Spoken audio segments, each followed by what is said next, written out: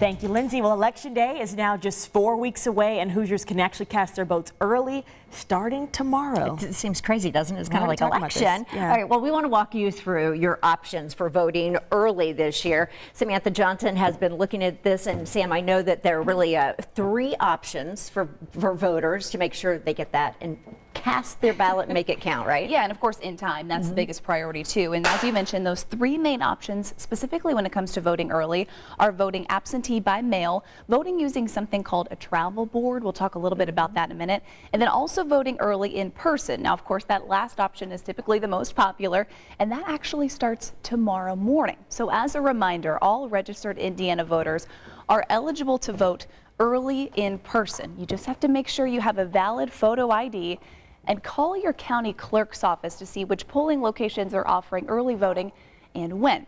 And if you live here in Marion County, I want you to take a look at your screen here. The City County building will hold in-person early voting starting tomorrow morning. And then on October 29th, a ton of township government centers, some libraries and churches will also open for early voting centers as well.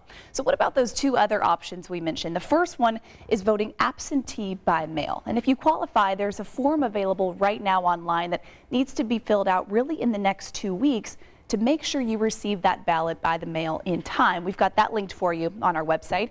And then the other one we mentioned just a little bit ago was something called a travel board. And this is really what happens when a group of poll workers, they actually come into your home and help you fill out that ballot. And this is typically used by Hoosiers who have experienced some sort of illness, injury, or disability and are not able to go out to the polling site.